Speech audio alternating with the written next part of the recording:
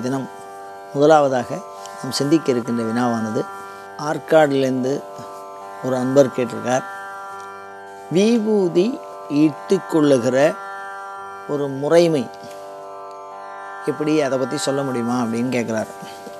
விபூதி இட்டுக்கொள்வது அப்படிங்கிறது பொதுவில் ஒரு 5 முறையாக பிரித்து சொல்லியிருக்கா.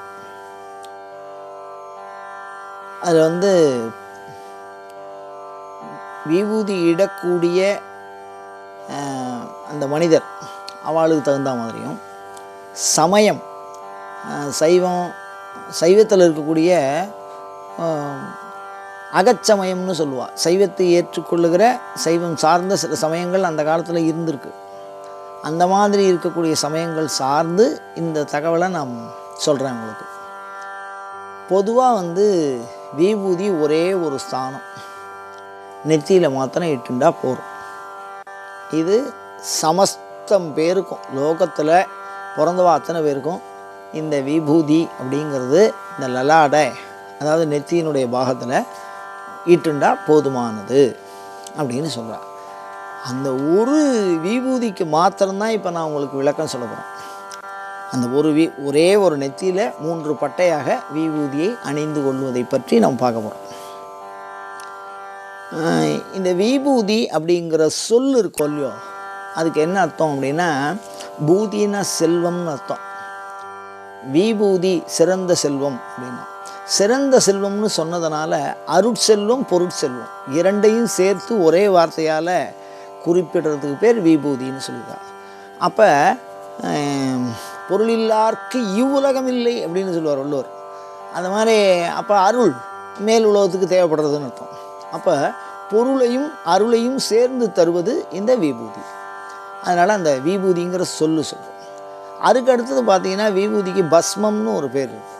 இந்த பஸ்மங்கிறது என்ன அப்படின்னா, பாவங்களை அழித்து விடுவதனாலே பஸ்மம்னு பேர்.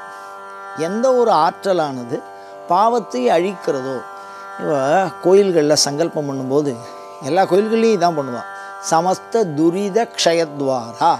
அது சாமிக்கு அப்புறம் என்னென்ன வேணாலும் சொல்லிக்கலாம். ஆனால் எல்லா பாவங்கள் தான் நம்மளுடைய துன்பத்துக்கு காரணமாக இருக்குது, இல்லைன்னா நாம் இன்பத்தை அடையிறதுக்கு தடையாக இருக்குது. அப்படிப்பட்ட அந்த பாவத்தை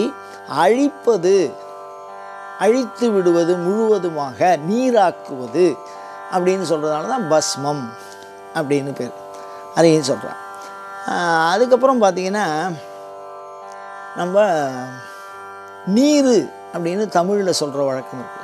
நீருன்னு எதை சொல்கிறது அப்படின்னு சொன்னால், புனிதமாக்குவதுன்னு அர்த்தம். இறைத்தன்மையால் புனிதமாக்குவது நீர். தேவாரங்களில் சொல்லும்போது, மந்திரமாவது நீர், வானவர் மேலது நீர், சுந்திரமாவது நீர், துதிக்கப்படுவது நீர் அப்படின்னு ஒரு திருநீற்று பதிவுமே ஒன்று தனியாக பாடியிருக்கா.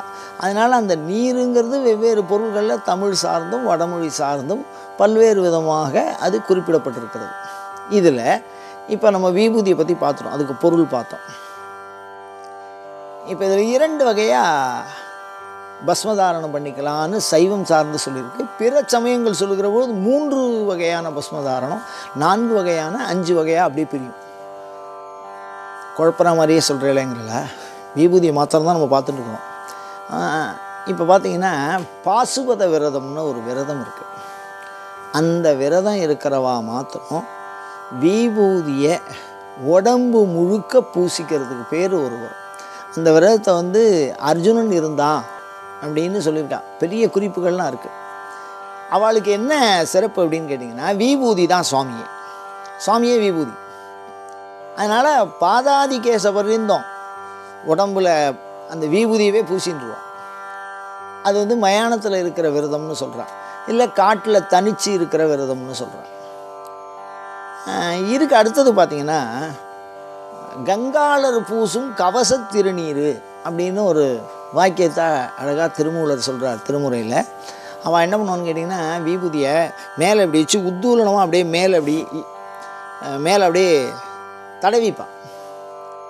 2 கைகள்லேயும் சரி, மார்புலேயும் சரி, ஒரு முக்கியமான உறுப்புகளில். இப்போ நம்ம பட்டையாக போட்டுக்கிறோம், இப்படி பட்டை போடுறத நம்ம பார்க்குறோம். நான் அதை சொல்லலை. இப்போது ஒன்று ஒன்றா பார்த்துன்னு போகிறோம் நம்ம. அதில் வந்து ஒரு விபூதி அப்படியே கொத்தாக எடுத்து அப்படியே மேலே அப்படியே தடவிக்கிறது. இந்த கை மார்பு நெற்றி அப்படிங்கிற ஒரு குறிப்பிட்ட அங்கம். இந்த இடுப்புக்கும் கீழே உள்ள அங்கத்தில் தடவுறதில்லை. இந்த பாசுபரத விரதத்தில் இருக்கிறவா உடம்பு முழுக்கவே விபூதி தடவிக்கிறா. ஆனால் இந்த மாதிரி விபூதி கங்காளர் பூசும் கவச திருநீருன்னு சொல்லக்கூடிய இந்த சமயம் சார்ந்தவர்கள் இதுதான் இப்போ அங்காளம்மன்னு சொல்கிறது. கங்காளம்மன்னு தான் மாறி அங்காளம்மன்னு வந்திருக்கு. அந்த சமயம்தான் அந்த அங்காளம்மன்னு சொல்லக்கூடிய சுவாமியே. அதனால் அவள்லாம் வந்து உத்தூலனம்னு பேர். அதுக்கு பேர் உத்தூலனம்னா என்ன? பஸ்மோத்தூளித விக்கிரகம்னு சிவனுக்கே நாமாவளி இருக்குது. தியானத்துலேயும் அதை குறிப்பிட்டிருக்கா. மேலே தடவி கொள்ளுதல், பூசிக்கொள்ளுதல் அப்படிங்கிற ஒரு அமைப்பும் இருக்குது விபூதியில். அதுக்கப்புறம் பார்த்திங்கன்னா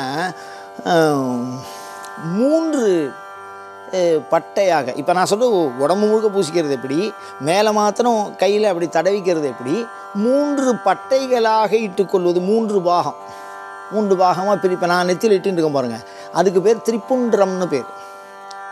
அதில் வந்து திரிங்கிற வார்த்தை வருது. 3ஆக பிரித்து 3 பட்டையாக நெற்றியிலே விபூதி அணிவது, இதுக்கு பேர் திரிப்புன்ற தாரணம் அப்படின்னு சொல்லியிருக்கா. இது வந்து ரொம்ப விசேஷம்னு சொல்லியிருக்கா.